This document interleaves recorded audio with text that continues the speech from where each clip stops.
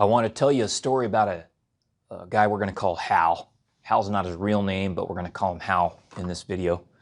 Hal called here, I don't know, 2 or 3 months ago and told me he was excited. He had just bought a 40-acre parcel at our county tax auction, one of our local counties.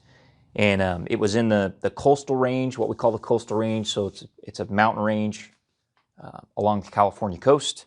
And this parcel he bought was west of a little town called Patterson. And Hal wanted to know how much it would cost to get a boundary survey of his parcel. He said, there's no fences. I have no idea where this 40 acres at. And he said, I have a general idea, but I don't know I don't know where it's at on the ground. There's no fences. He said, and I need to get a survey. So I said, he said, how much does it cost? That's what everybody always wants to know. And I said, well, I can't give you an exact cost unless I did some records research, but I can give you a general idea. I said, you've got a 40-acre parcel. It's probably what we call aliquot. It's a public land survey system parcel. Based on where you're at, it's probably never been surveyed. There's likely the property corner monuments have not been set, and the terrain is pretty rugged over there in the coastal range. I said, no matter what, because it's an aliquot parcel, I have to survey at least a square mile. I said, depending on what I find, I could have to survey more than a square mile to put your 40 acres back on the ground. I said, just ballpark cost, we're looking at $10,000 to $20,000 depending on what I find in the land records and how fast you want the work done and when I start it. So Hal had a heart attack on the phone.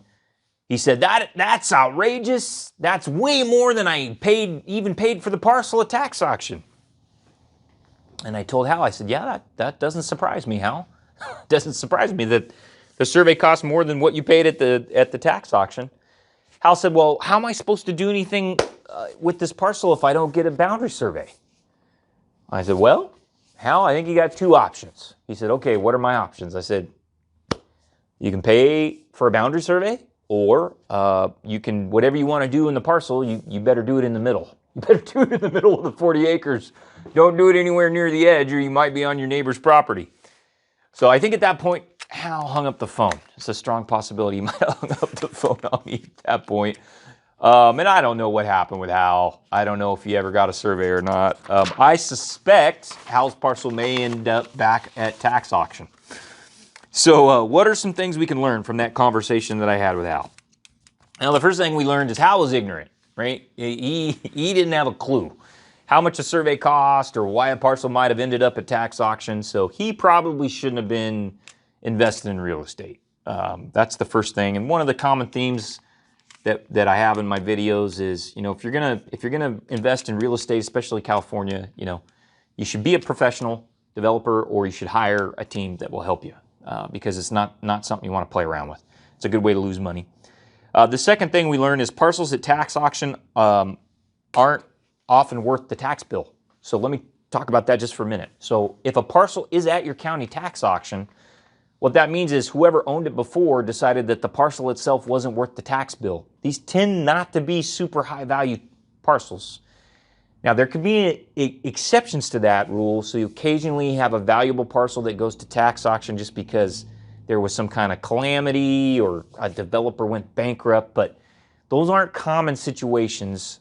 Usually, if a property's worth more than the tax bill, somebody will put the property on the market, sell it, pay the tax bill, and keep the proceeds. So if a property's at tax auction, it's probably not worth the tax bill. That's why it's a tax auction, right? Now, it doesn't mean you can't find good deals at tax auction, or you can't buy a parcel at tax auction and turn it into something valuable, but that takes effort and money, and Hal just didn't understand that. The other thing it teaches us is, and I talk about this in some of my other videos, rural boundary surveys are expensive. This is 40 acres up in the mountains. It's never been monumented. It's never been surveyed. It's going to take me days to put it back on the ground. Who knows how far I'm going to have to survey in each direction.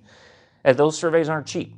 They're not cheap surveys. A good boundary survey can cost more than the purchase price of a parcel. That is actually not uncommon when we're dealing with rural, undeveloped land. If it's not being used for agriculture, if it's just vacant, open space land, a lot of times those parcels aren't worth, their value isn't worth the cost of a survey. So that happens. That happens sometimes. And then finally, you need to have a conversation with a good boundary surveyor or private land planner before you go buy 40 acres, right? You need to understand what might it cost to get something like this surveyed.